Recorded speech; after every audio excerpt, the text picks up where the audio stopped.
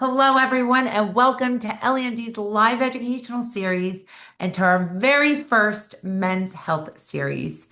We're so glad you're here as we kick off a brand new monthly series dedicated to exploring men's health more deeply, from hormone optimization to energy, performance, and longevity. At LEMD, we go beyond telehealth. We're building a community rooted in education, innovation, and personalized support. And this series is just one more way we're empowering people to take charge of their wellness journey.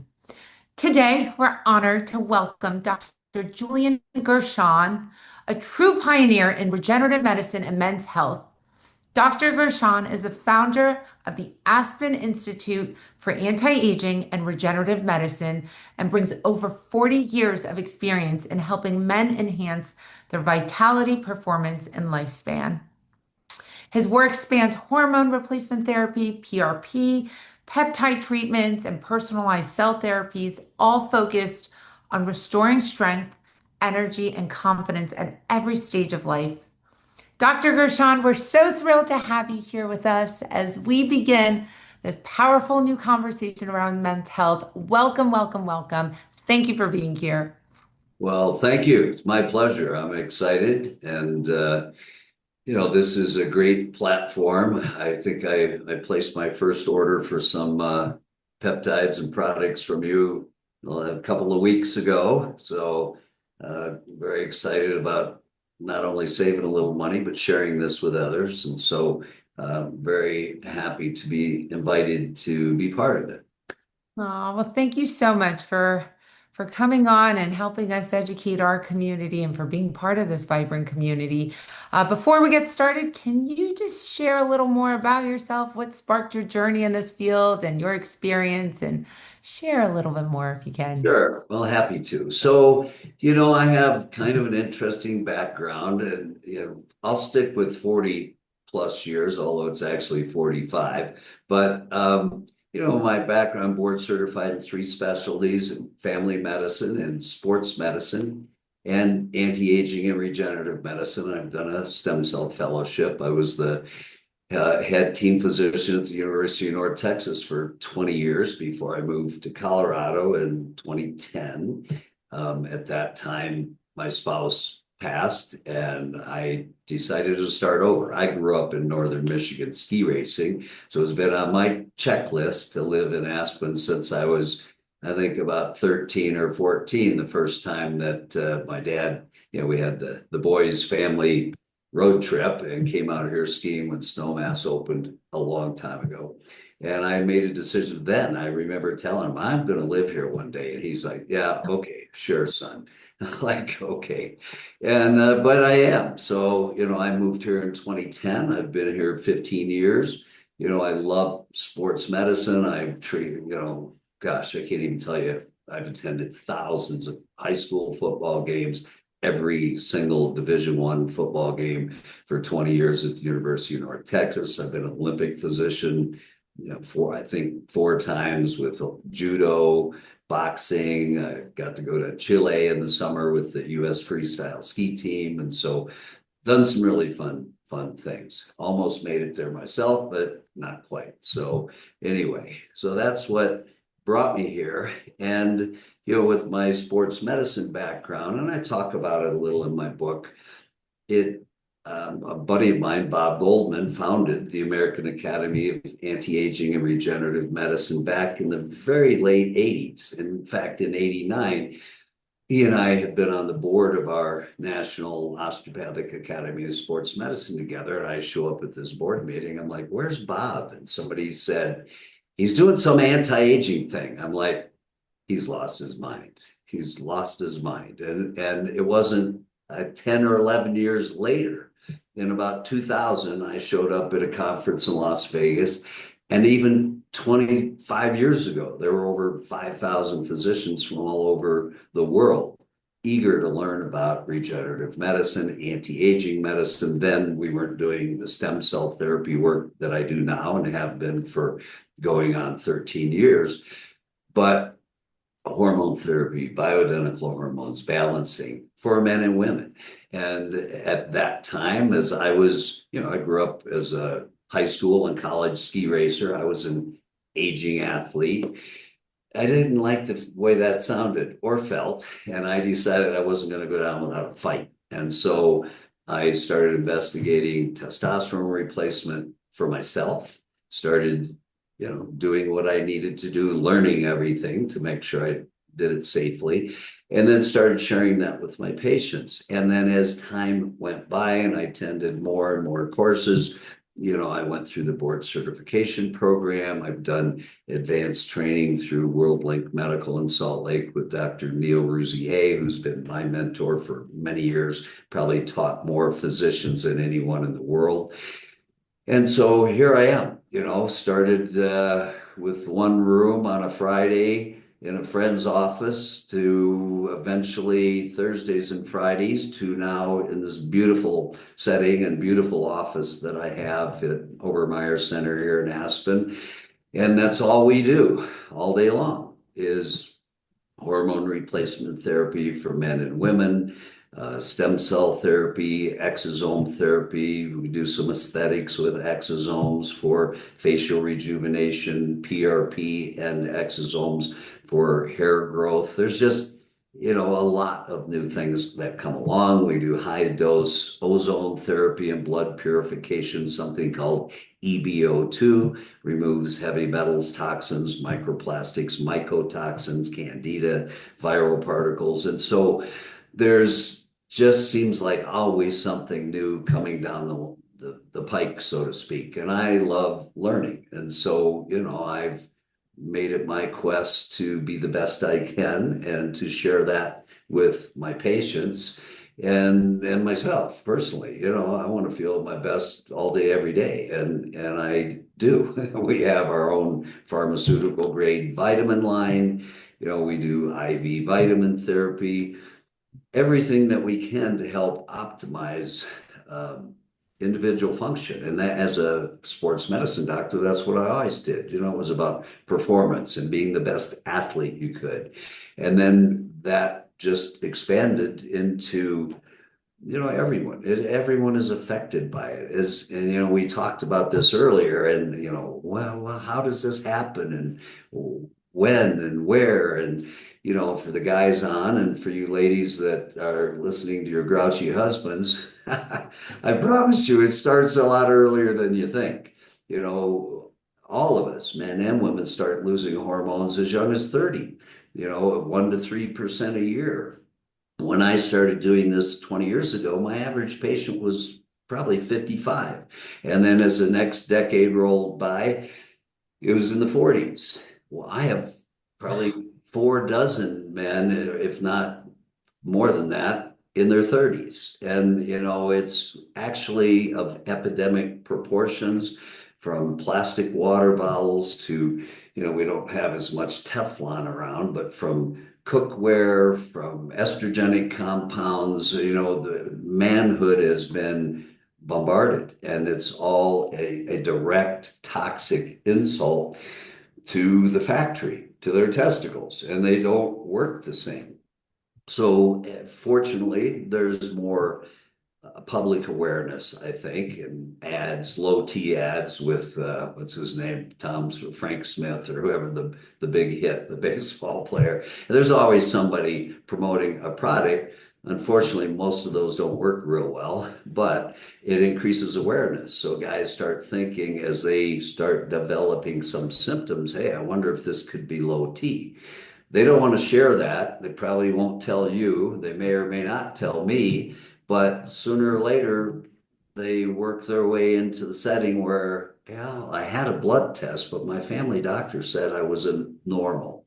Well, I don't do anything normal. It's all about optimal, being in the upper ranges of normal for men and women with all hormones, like you were in your 20s. We don't know many sick 20-year-olds. They don't have high cholesterol, high blood sugar, high hypertension, etc. And as hormones decline, we develop the big silent killer, inflammation. And that's why many of these peptides that your company has are so valuable. I love BPC 157 for that reason. Inflammation is a silent killer. And you have to establish hormone balance for men and women. I have more male patients than female.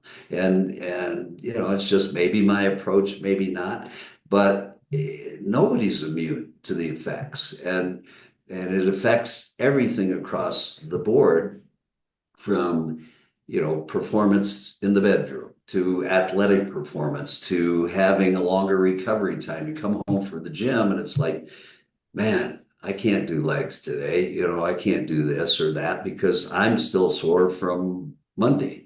And, that's not the way it should be. And so, yes, the peptides we use can help that, but we have to establish youthful levels of testosterone for men and women. It's very important that we have that's a foundation that happens 10 or 20 years before menopause. I know we're talking about guys today, but we have a captive audience, so why not? It's a big deal, and nobody's immune to those effects. And so it's important that you know where you're at and that we address things that can significantly help.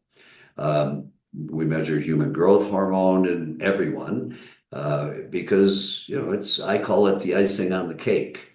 Baking the cake is balancing other hormones, vitamins, nutrients, diet, exercise, lifestyle, sleep quality, everything counts. It all counts.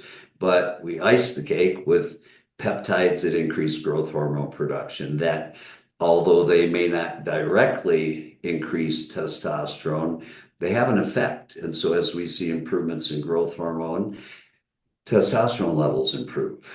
And vice versa. As we do things to increase testosterone, we'll see 10, 20% improvements in growth hormone levels, even when they're not on a peptide or on actual growth hormone. So it's pretty fascinating. Mm-hmm.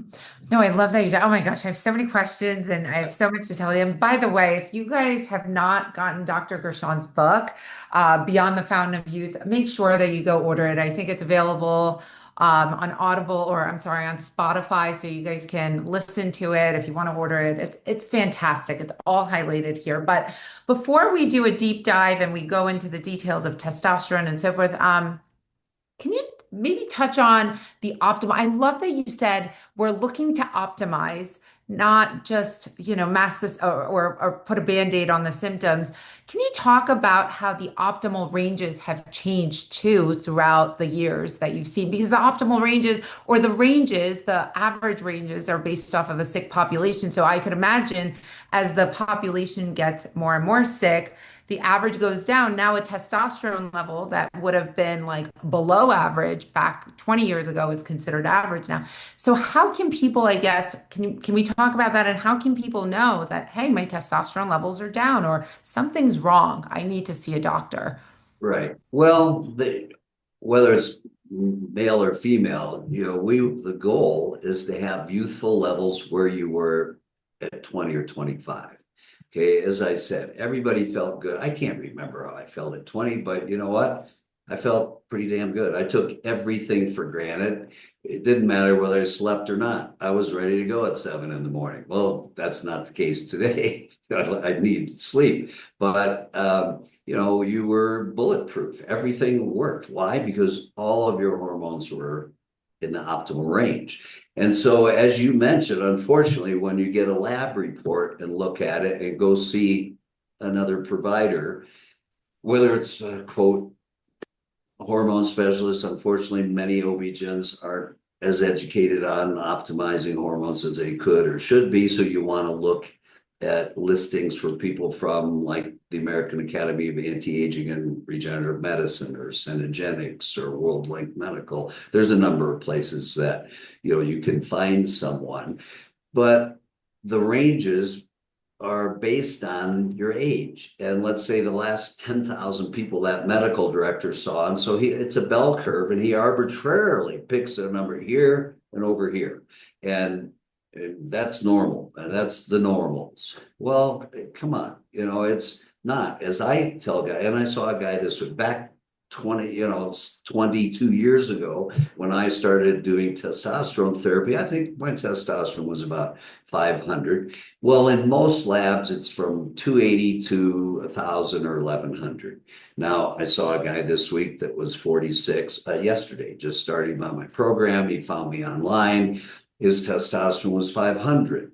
And I said, well, and a very successful business guy, lives here and in Austin. He's up here half the year and back in Texas, and financial analyst, has made enough money to be able to go wherever he wants. And I said, is that how you run your business at 50%? And what do you think the answer always is? Why, no, or hell no. And you give it 100%, and if you're like my dad, you gave everything 110%. And so, that's where we want to be. And it's not just the total testosterone. Actually, I don't even care about the total testosterone. It's what is the free testosterone for men and women. What is not bound to protein? It's only 1 to 2% of the total. So when a man's testosterone was 1,000, his free testosterone was probably up 20, 18 to 20. That's where I put everybody. I want them in the 20s all the time. For women, it's a different number. I don't care. As I saw a gal, I did a telemedicine visit with a woman in Wisconsin today, and who had been on the program and then stopped and came back. She's like, I feel terrible. And rightly so. Every single hormone we tested was zero. No estradiol, zero progesterone, zero testosterone. And for the first time, I saw on the lab, it said her free testosterone, unable to calculate. Well, it's a percentage of zero. It's zero. And so for women, I want it to be the free testosterone between 2 and 4, and which means the total could be 75 or 100, could be 200. Doesn't matter. There's a hormone that we all carry called SHBG, sex hormone binding globulin, and it's very difficult to lower it, change it.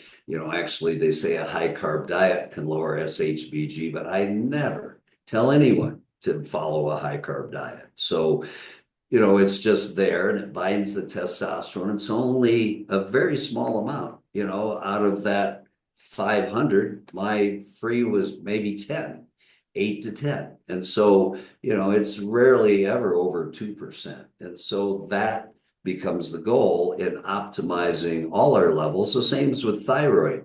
It's very unfortunate. Even most endocrinologists don't properly treat thyroid. So you could look up Wilson syndrome. A friend of mine, Ken Wilson, discovered it, and it's subclinical hypothyroidism, low free T3. T3, like free testosterone, is the only part of the thyroid hormone that's really doing anything. Most doctors only look at TSH. Well, your TSH is fine, you're okay. Well, it has to be off. It's a bad test. It has to be really low before thyroid stimulating hormone. Your pituitary secretes FSH, follicle stimulating hormone, at increasing levels when it doesn't see enough estradiol, TSH when it doesn't see enough thyroid or free T3. And so those things are extremely important to be optimized. We can't just ignore it and put our head in the sand and say, well, yeah, testosterone or growth hormones, the end all be all. That's not the case. It's a harmony of hormones. So our hormones, as I said, started declining a long time ago, 1 to 3% a year, maybe even a bigger number than that now, because of all the outside influences that bombard us, from microplastics, you name it, all the toxins and glyphosate in our food sources. We don't even have to go there right now. Thank God we have Bobby Kennedy trying to do something about it, because he's a student of what we do and of this movement, which is a really good thing to know. But it all affects us, and we want to do whatever we can to feel our best, to be vibrant. You work your whole life to become successful and have a family that you love, and the kids, as they start to leave, what am I going to do now? Well, what if you don't have good health? If you don't have good health, you don't have anything. And I preached diet and exercise my whole career as a sports medicine physician, and it got frustrating because you could only do so much, and then it was chronic injuries and chronic inflammation, and my joints hurt. And, unless you're ready for a surgical repair, the orthopedist isn't going to be able to do much about that. But it's dramatic how much that quality of life, joint health, muscle pain, all those things change as we restore hormones for men and for women. So, yeah, it's really a big deal. So we have a lot of spouses probably on this call right now. We have men on this call, women. What would you recommend that they ask for from their doctor? What panels should they be requesting on an annual basis? And if they're not requesting the panels, what signs and symptoms should they start looking for as men? Right? As women, I think we get hot flashes, or the signs are apparent, but what are the apparent signs for men? Well, a That's couple something to ask. things, but with women, long before you're having hot flashes, your progesterone is low. PMS, poor sleep, lack of energy. Testosterone and progesterone drop 10 or 20 years before estradiol, before menopause. So I'll just say that so you have that to sleep on. But so what should they ask for? Well, one is the symptoms. As guys, it just gets harder to get off the couch. I've had guys and with everything from panic attacks to suicidal to just mood changes. They're blue. Let's not, honey, not tonight. Really? It's not intentional. They don't feel it and they can't. Brain fog, loss of mental focus, motivation, 4 or 5 in the afternoon. Are they going to start a new project at work or home, or want to do anything for you when they come in the door? Probably not. And so it is really important you can ask to have their hormones checked. I have things I call a routine hormone panel or comprehensive panel. You can order blood kits. I know you're working on something, and that will be tremendous when you can make that available to everyone in the near future, which really I'm excited about because people need to know where they're at.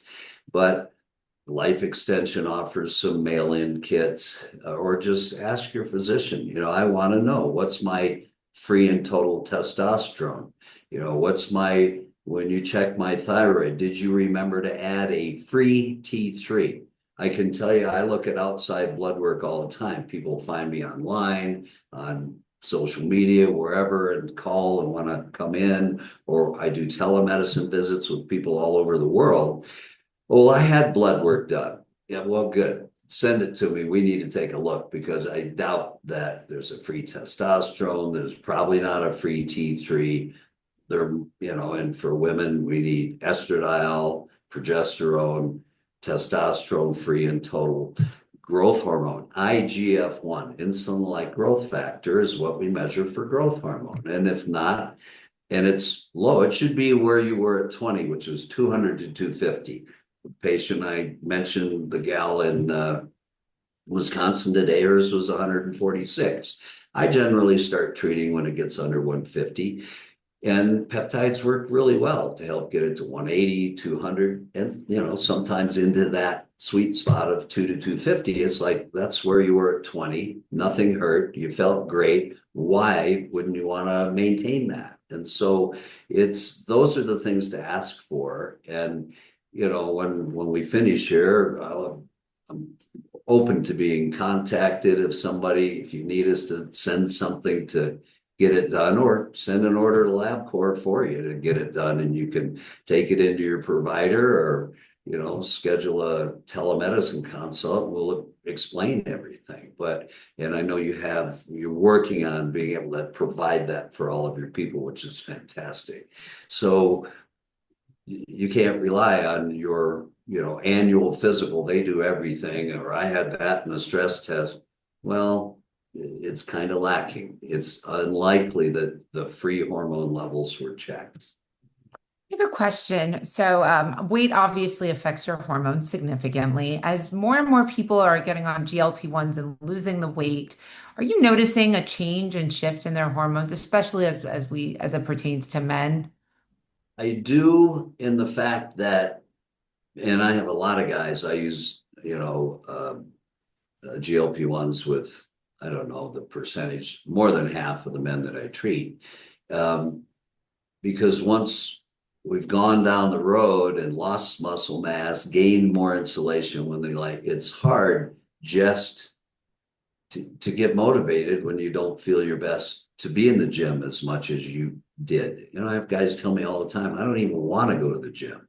Well, when you lose the weight first and feel better, it's a heck of a lot easier to get off the couch, get out in the morning, go for a walk, a run, do calisthenics, even if you're staying at home and doing it, and to start to see results. And obviously, better quality sleep and more exercise helps to increase your testosterone levels. Depending on what level it's at, it may or may not be enough, but it's a big deal. Everything matters, and doing it all together, eating healthy, getting sugar out of your life entirely, not even sniffing a candy bar. I mean, you just have to, I'm a carnivore with a sweet tooth, unfortunately, but I do my best. Now, are there, besides weight loss, we touched on that, are there other natural remedies or modifications that we can make to naturally increase our testosterone without having hormone replacement therapy?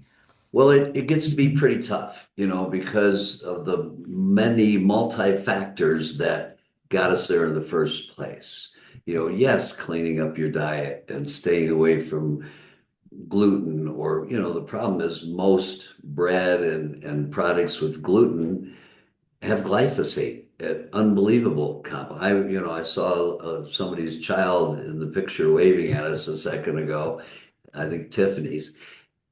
Don't even let them walk down the cereal aisle. Oh my God. Yeah, there's more glyphosate in that aisle than you could shake a stick at. It's not, it's so unhealthy. And, we've been lied to for so many years. So cleaning up the diet, sleeping well, staying positive spiritually and mentally. I mean, it all counts. And regular exercise.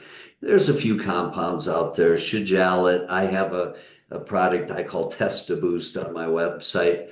I use it for men and women. It helps, but there comes a point when no, you've got to have some help. You either need to replace it, use the peptides that can affect growth hormone levels that have some crossover effect to testosterone as well. Okay, now let's talk about the peptides, the GHRHs. There's sermorelin, there's tesamorelin, ipamorelin. Can you talk a little bit about that and how it, as it relates to testosterone and Well, hormones in general? sure. I mean, I love all of those. I use sermorelin, tesamorelin with ipamorelin is my favorite. I just find it works better than ipamorelin alone. And I know that you're working on that one, which is great Coming very soon in the next couple of weeks. because that's the peptide that between that and sermorelin, those two really work the best, that combination. And as it improves growth hormone levels, as I said, there's a parallel shift. And as you have better muscle metabolism and you can exercise and get stronger, your testosterone will increase for men and women. As I said, it just depends how bombarded you've been with environmental factors, age. A few decades ago, it was 60 and up, and then 50 and up, and now 40s. And so once it gets to a low level, I saw a guy today, he's 44, his testosterone was 200. I'm like, how's that working? He's like, I needed my pellets 2 months ago. I said, well, you're here today, so let's get it fixed. But, it really is difficult to do on your own. The foundation is diet, exercise. I love the peptides to improve growth hormone along with kind of dragging testosterone with it, if you will. And who knows, they're working on a lot of research and a lot of things. Maybe we'll have a peptide that specifically alters testosterone in the near future. What I would mention, and I know we've talked about it before, and as we start treating younger men, guys in their 30s and 40s, I don't just automatically put them on testosterone.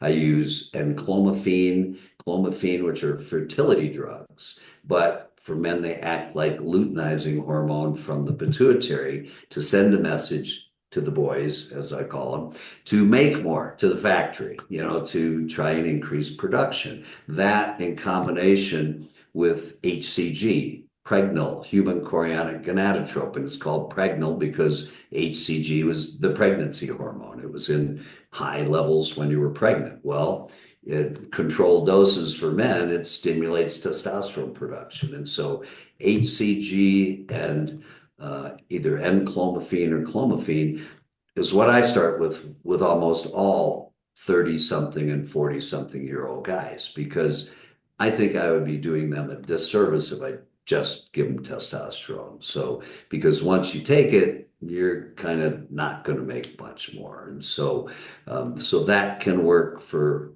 men. Women, it's a little different, once those levels decline, since you don't have testicles, those products don't work the same. And so it's just a matter of either using testosterone sublingually or in a cream, something that can be easily used and well absorbed to improve that. Yeah, someone just asked, how long should someone try in clomiphene before switching to HRT if adequate results aren't achieved? It depends. I'll give guys about 6 months, and it depends. And as I said, I might start with enclomiphene, but I'll want them to use HCG together because that's the most powerful stimulus that we can give to increase testosterone production.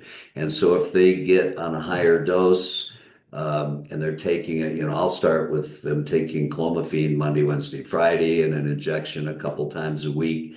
And that works well on many. If it doesn't, then I increase it to Monday through Friday and then every day. And if I don't see the response that we need, because they're not going to feel their best until it's somewhere around 1,000. And then I will just say, look, it's not working. Sometimes I'll know, I do lab work like 6 weeks after I start, and then at 3 months, every quarter from there on. If we get 6 weeks, 90 days down the road, and there's been no change, and people pay me to do what I do, I'm not going to just keep going. I'm like, this is not working. You need testosterone. Mm. Gosh, so many questions are coming in. Is there a stack of peptides that can be used to help come off TRT therapy? Uh, Well, again, that brings back to me something I never do, which is sort of the gym mentality. It's only okay to take these in a cycle or do this and then stop. No, we're talking about restoring optimal levels to where you were when you were your healthiest in your early 20s and keeping them there for the rest of your life. I have patients in their 80s that have been with me 13, 14 years. And the goal is still pretty darn close to the same. And they feel great. I have a 82-year-old woman that skied 100 days last winter. I just did her pellets a week or two ago. She feels fantastic. And, her husband likewise. And so, we want to be able to perform at a level as long as we're still cognitively there, which is a whole nother topic, particularly for women. I know this is a men's talk, but restoring all these hormones is a big deal for preventing Alzheimer's disease. It's one of the most important things you can do. And heart disease, the number one killer of women over 50 is a heart attack. Why is that? Because when estradiol drops, all the arteries get stiff and bad things happen. So it's so important for men and women to take this seriously. I tell people, become a student, and don't just read what some of the junk that's on the internet or the latest talking head has to say. Some of them are way off base. There are some really good guys, Peter Attia, Benazati. I have a podcast and try to share the word as much as we can. But it's important to personalize it and learn all you can yourself and find a provider that can help lead you down the road and help you to make the best decisions possible. I know testosterone's the star of the show, but like women, men also have other hormones within their body. How much more, I guess, apparent is it when there are shifts in estrogen and other hormones within a man's body? How much more apparent is it? And what can they do about it? What are the noticeable signs and symptoms of like high estrogen levels and so forth? You Can you know, touch it's on that? interesting. Yeah, for many years we thought estrogen was bad for men.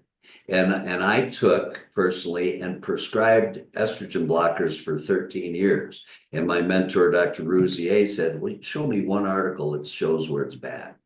And I couldn't show him anything. And so there's been a big rift in our community of providers, and more have switched to the fact that we need estradiol. It's probably one of the most important things for erectile function with low and with cardiac function. You need estradiol, and you need it. It lowers bad LDL cholesterol. It has many benefits, and of course erectile function in men. You need it. So when I see guys, hey, this says my estradiol is 40, that's high. I'm like, good, that's great. You know, your LDL will be better and you can still have an erection. So, which they're like, oh, well, I didn't know that. And as my mentor, Dr. Rouzier, said, if you want to give a guy erectile dysfunction, wipe out his estradiol.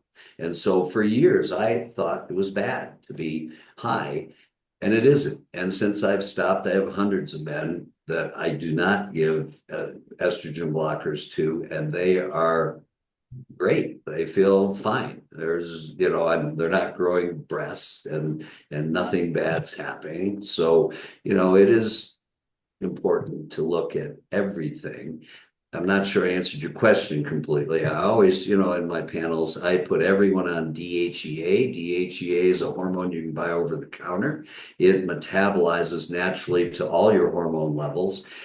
It's important for mood. It has anti-cancer benefits. There are studies a couple of years ago that showed that people that had the highest natural levels of DHEA had a lower incidence of colon cancer. And so it's just, one of those things. I never miss that. I take 10,000 of vitamin D every day. I've got two giant pill counters. I have to do a handful before the shower, a handful after, and some of them at bedtime. It's like, all right, that's enough. I can't take any more pills today. But we do micronutrient testing. We do biologic age testing, which would be a real interesting thing for you to incorporate. I love it, to be able to look at biologic versus chronologic age, pace of aging, status of our immune system.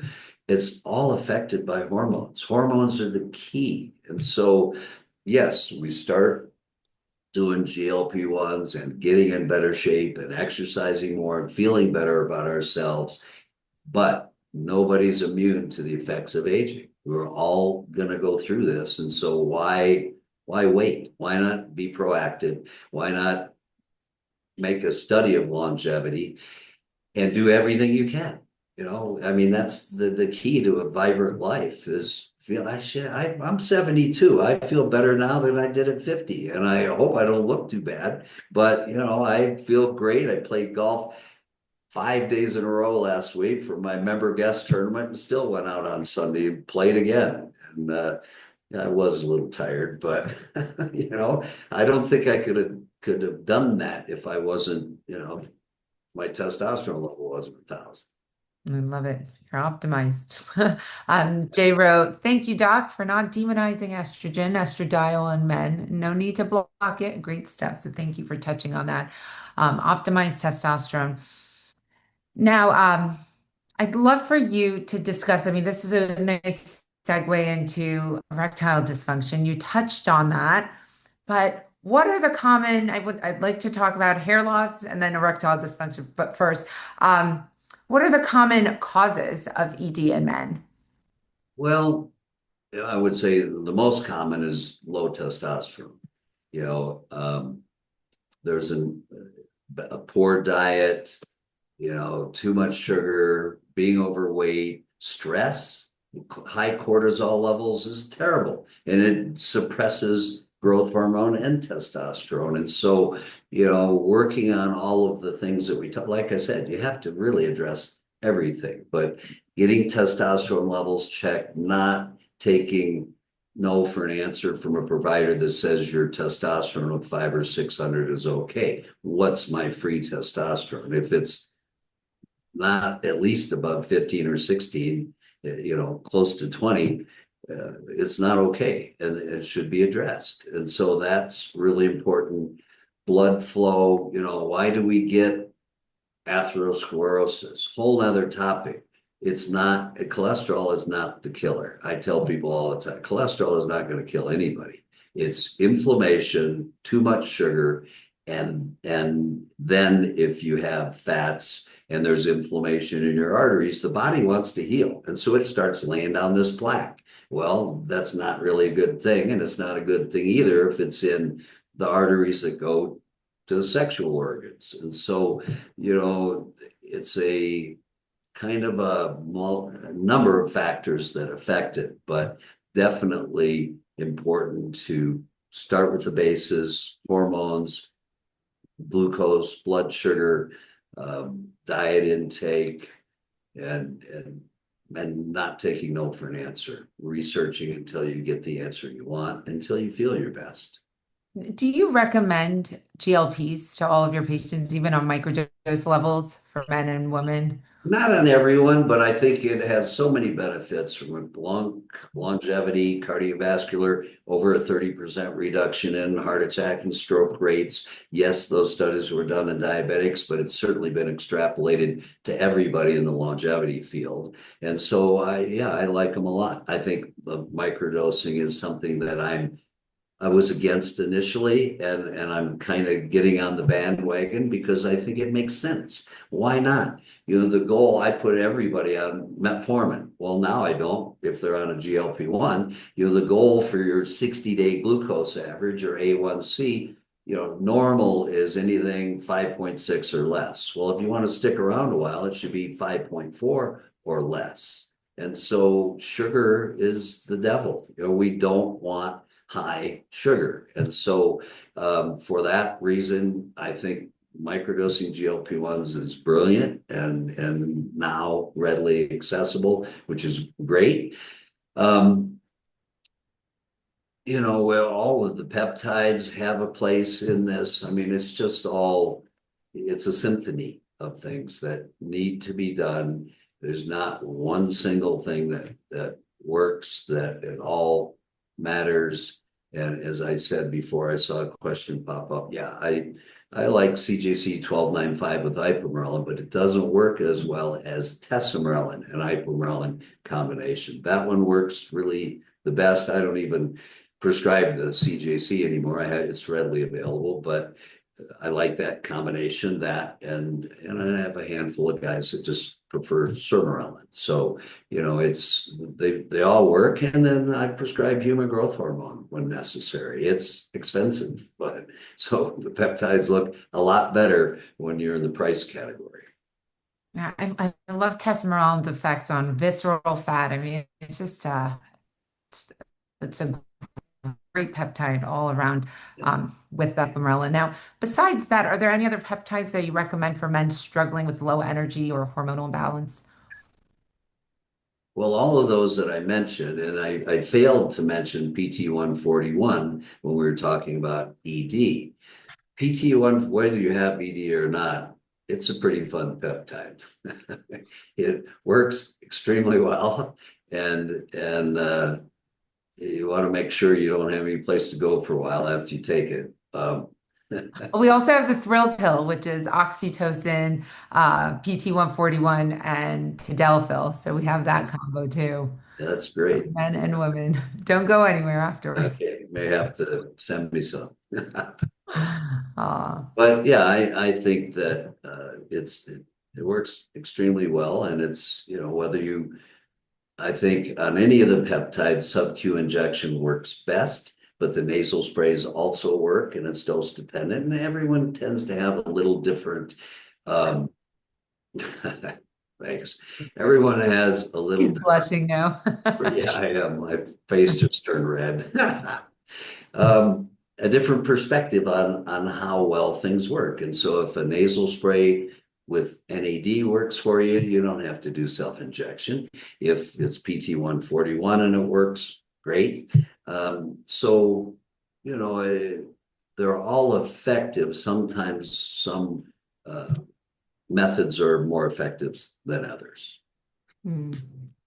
So, and on average, what would you say? How long will it take for a lot of these peptides to really take into effect and for someone to see the results? And what do the results look like for both men and women in this Well, case? yeah, it really depends. You know, I tell people even when they start actual growth hormone, it's not overnight. It can take 2 months, 3 months, or longer to see all the effects when it comes to body composition. However, I think muscle tone, tension, improving collagen, seeing a reduction in lines and wrinkles. When you see somebody that's been on one of the peptides to improve growth hormone, a woman, let's say, 6 months later or a year later, they don't look the same.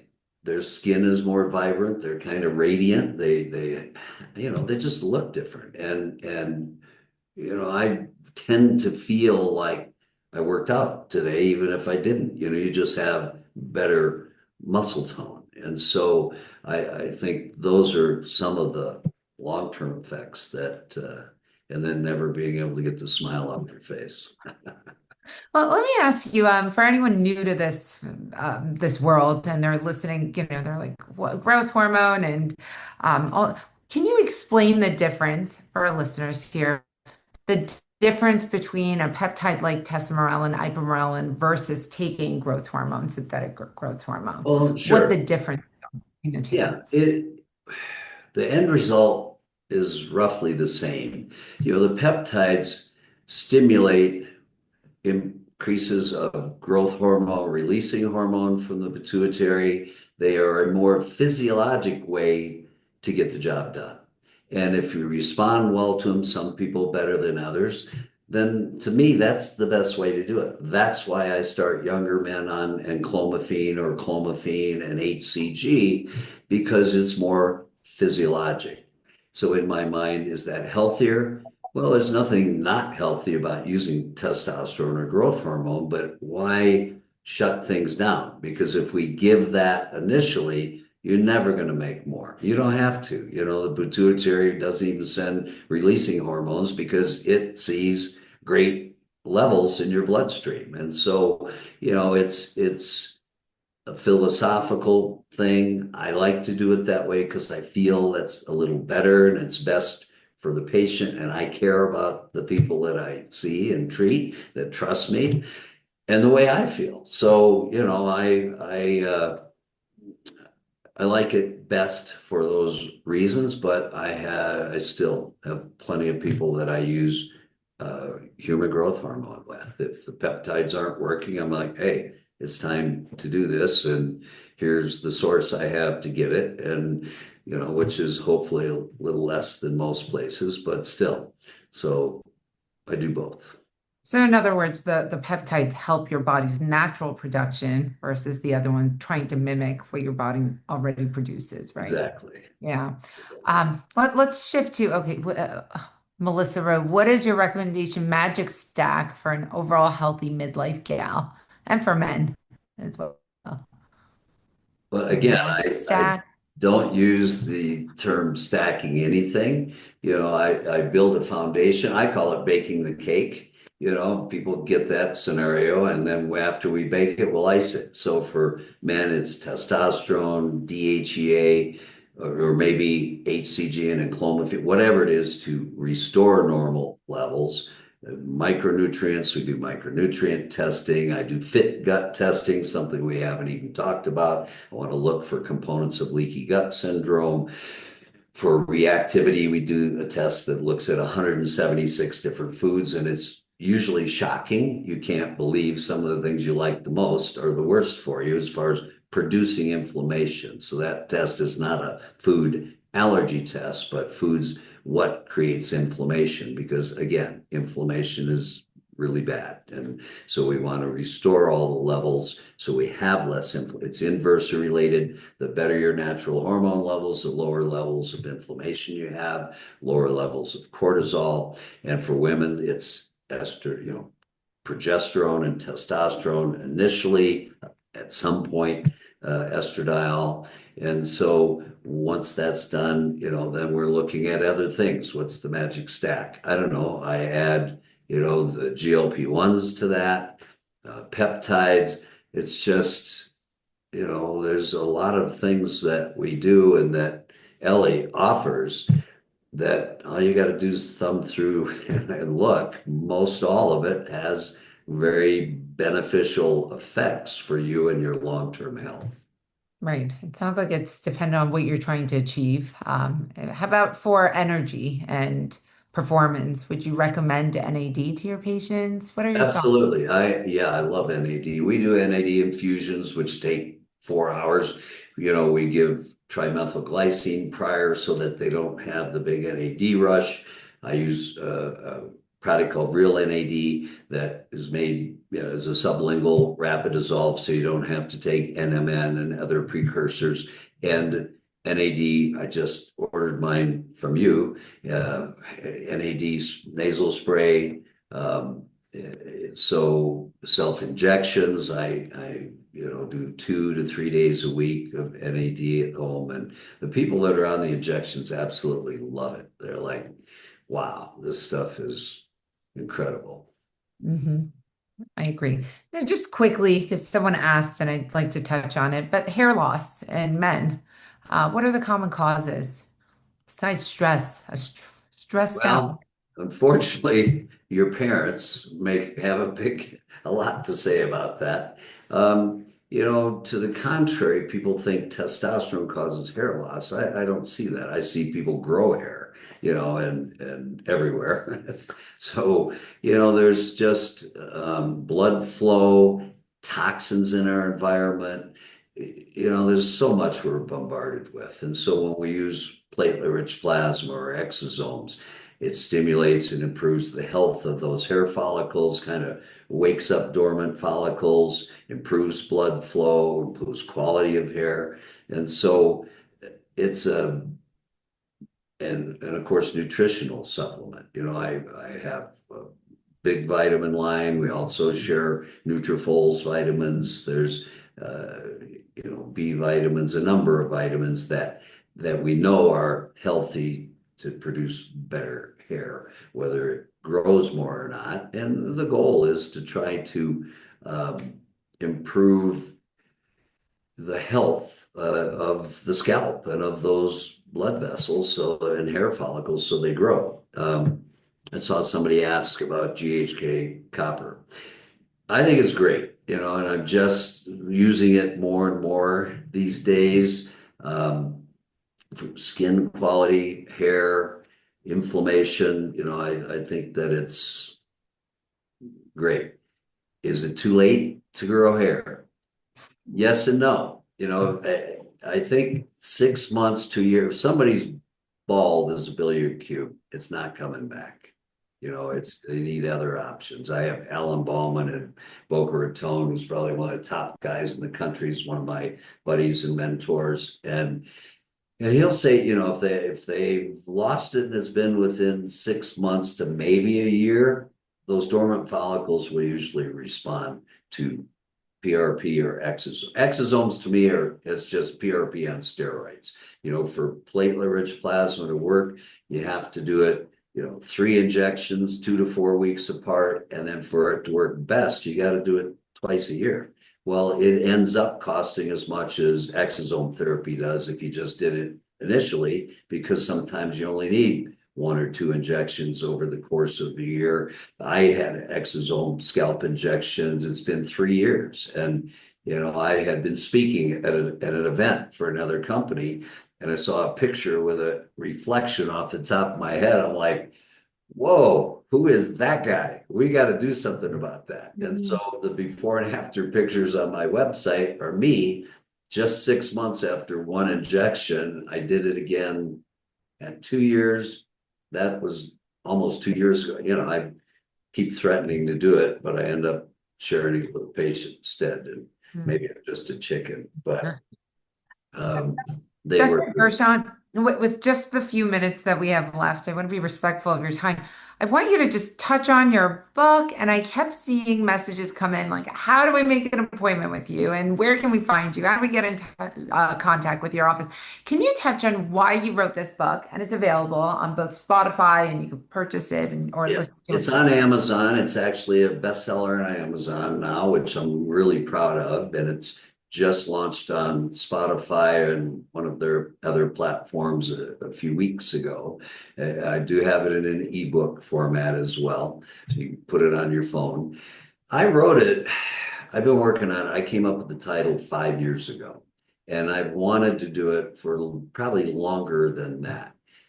I get so many questions, and it's like, oh, not again. I go back to the beginning, and although I love doing this and explaining it to everyone, it you're not going to hear it from your family doctor. There are more and more guys going to seminars with companies like Avexia that teaches pellet therapy and so forth. It takes a while to become an expert.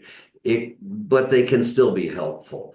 Unfortunately, God, I've been doing this 20 years and I still have people say, well, my cardiology buddies, or my golf buddy's a cardiologist or a urologist, and they say I'm going to have cancer or this. Well, that's just not true. There's a ton of literature to show that estradiol is breast protective, and the medical literature ignores that. That testosterone does not cause prostate cancer. I had prostate cancer 2 years ago, and 90 days after I was treated, my testosterone was 1,000 again, and my PSA's still 0.3. Well, that would have been, I still have guys that are told by well-meaning conventional physicians that you can never do that again. So they wipe it out with blockers, and those guys' death rate, their mortality rate is higher than the ones that don't even have treatment. So it's shocking, but it is really a big deal. I'm real excited. The leading urologist in the world, Abraham Morgentaler, is speaking here in Aspen on the 6th of August, and I'm going to be there because he's my hero. I've got his article on my screen. Every time I hear that complaint, I print it and hand it to him. I'm like, look, this is called the saturation model. We know for you guys above 249, the prostate does not recognize more testosterone, just doesn't. So he proved it. He biopsied men on placebo, which I don't know who signed up for that, and men on testosterone, and there was no difference. And so that is pretty exciting stuff. I got on a tangent because I love talking about the reason why I wrote the book was because I wanted to be able to tell the story to more people. And now, it was just testosterone and bioidentical hormones for years. And now it's stem cell therapy and infusions and eventually CRISPR and gene therapy. And there's so much going on that it's good to know and be informed. So when things start changing, you go, hey, maybe that guy was right. Maybe I'll get a blood test. So you can find me on my website, aspen-regenerativemedicine.com. We're on Facebook and Instagram. You can message us. My podcast is out there. And if you need somebody to help you get some labs ordered, we'll send you to LabCorp anywhere in America, and it takes about a week to get results back. And then we can do a little telemedicine visit, or just take the results if you find someone. It doesn't have to be me. I'm more than happy to speak with anyone. But I thank you for this time. It's exciting stuff for me. I'll be Thank all you. charged up here for a while. No, thank you. So you are taking new patients. If someone wants to get in contact with you, Sure. you do provide telemedicine support. So if anyone's interested, you like this talk, please go find Dr. Gershon at aspen-regenerativemedicine.com. And thank you so much, Dr. Gershon. Thank you for being here educating our community. This was a fantastic talk. What a way to kick off our men's circle. This is incredible. Thank you, thank you, thank you. And thank you all for tuning in and educating yourself on a weekly basis, on a monthly basis. Thank you so, so much. Tune in next time, next month. And Dr. Gershon, this is not going to be the last time we're going to see you, right? Not at all. Not at all. We're going to see more of you. And please find his book on Amazon, Beyond the Fountain of Youth. Thank you again. And Thanks. My yeah, pleasure. Yeah. have a wonderful night, everyone. And thank you. Take care. Good night.